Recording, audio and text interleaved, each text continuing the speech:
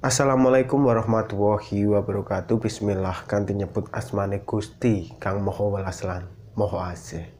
Semoga teman-teman semua selalu diberi lindungan oleh Tuhan yang Maha Kuasa, serta selalu diberi limpahan nikmat dan keberkahan di dalam kehidupan teman-teman semua dan juga keluarga serta lingkungan teman-teman. Pernahkah teman-teman terfikir ketika mendapatkan suatu musibah? Musibah itu bisa dikatakan sebagai suatu hal yang pilu di dalam kehidupan kita. Tapi di balik semua musibah itu terdapat sebuah rahasia yang sangat-sangat besar. Rahasia ini jika kita mau menelaah, jika kita mau memahami, tentunya rahasia ini menjadi suatu anugerah yang sangat luar biasa bagi kita semua. Karena di situ ada derajat yang akan dinaikkan. Begitu yang disampaikan oleh Allah dan para rasulnya ketika orang diberi suatu musibah. Baik itu musibah yang disebabkan oleh kelalaian dari dirinya, maupun musibah yang disebabkan karena lingkungan atau orang-orang yang di sekitarnya. Itu adalah suatu titik di mana dia harus segera mencari kebaikan yang dimiliki oleh musibah tersebut. Mungkin tidak banyak orang yang menyadari tentang hal ini, tapi ketika ada seseorang yang mengalami hal tersebut, kemudian dia mau berintrospeksi diri, dia mau mencari jalan-jalan kebaikan, dia terus memperbaiki diri, maka yang terjadi dia akan naik level. Karena apa teman-teman? Ibadah seseorang itu hakikatnya kan tujuannya untuk menghambakan diri kepada Allah Subhanahu wa Ta'ala. Tapi penghambaan diri ini kadang orang itu memiliki tingkatan yang berbeda.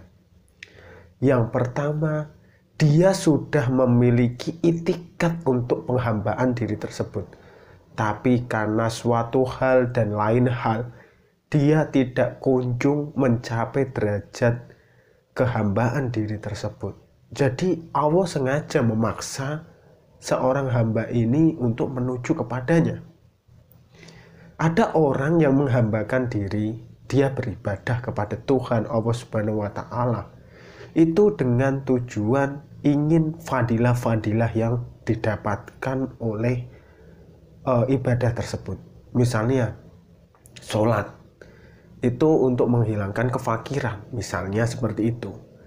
Fakir ini kan keadaan di dunia, jadi dia masih menjalankan suatu ibadah atau penghambaan diri dengan tujuan mencapai fadilah, mencapai suatu karomah, mencapai suatu titik di mana hal tersebut adalah berkaitan dengan keduniaan. Ini adalah penghambaan model yang pertama. Terus yang kedua adalah penghambaan ketika dia menjalankan suatu ibadah, dia menginginkan apa yang dijanjikan Allah Subhanahu wa Ta'ala di akhirat. Misalnya adalah surga, pahala, dan lain sebagainya. Ini adalah penghambaan jenis kedua. Dan yang berikutnya adalah penghambaan yang ikhlas lillahi ta'ala. Dia menjalankan suatu ibadah dengan tatanan, dengan tujuan itu bahwa dia adalah seorang hamba yang memiliki kewajiban untuk menghambakan diri kepada Tuhannya. Urusan ibadahnya itu diterima atau urusan ibadahnya itu tidak diterima, itu adalah hak prerogatif Allah, Tuhan Subhanahu wa Ta'ala. Jadi dia waktu ibadah ya ibadah, waktu misalnya bekerja ya bekerja dengan niatan bahwa ini adalah suatu hal yang harus saya lakukan di dunia. Memang di dunia harus seimbang antara ibadah dan bekerja. antara ibadah dan bersosial seperti itu. Jadi sudah sampai di mana tingkatan teman-teman tersebut, karena hal ini nanti kaitannya dengan suatu derajat yang teman-teman miliki. Ketika teman-teman sudah mencapai derajat pertama, kedua, ketiga, nanti ini ada tujuan yang lain, yaitu tentang ketika kita mengejar keduniaan dan mengejar akhirat. Di derajat pertama kita mengejar dunia.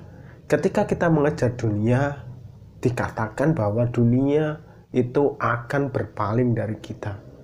Kita akan mendapatkan cuma hanya sedikit. Tapi kalau kita berorientasi pada pengejaran akhirat, maka kita akan mendapat akhirat tersebut. Dengan kata lain, ketika kita mendapat akhirat tersebut, dunia akan mengikuti kita. Ini adalah makom ketika seseorang hamba itu akan sering diuji ketika makomnya sudah makom akhirat ini. Terus yang berikutnya, yang fase ketiga adalah ketika seorang hamba menyadari bahwa dirinya adalah hamba dan Tuhan adalah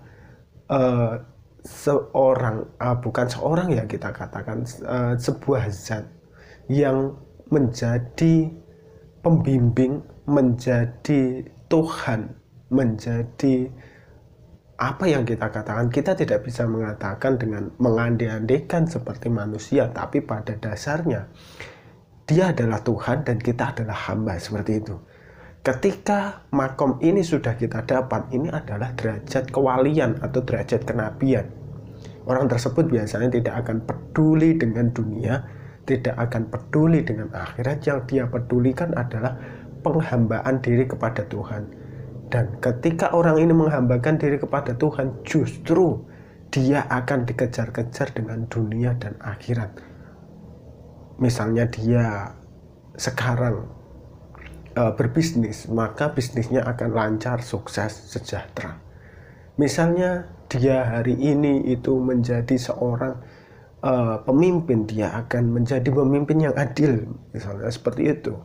Terus dia menjadi seorang ibadah, seorang yang mencapai makom kewalian, misalnya dia menjadi seorang pembesar dan lain sebagainya. Karena ini adalah suatu ujian dan dia akan menyadari bahwa itu adalah ujian yang diberikan oleh Tuhan Allah Subhanahu wa taala.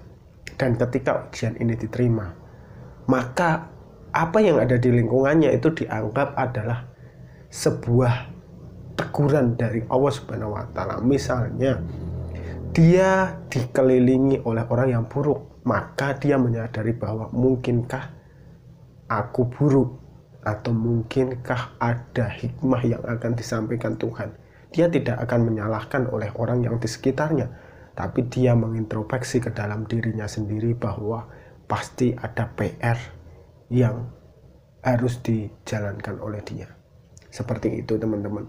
Semoga bermanfaat dan sampai jumpa di video selanjutnya. Wassalamualaikum warahmatullahi wabarakatuh.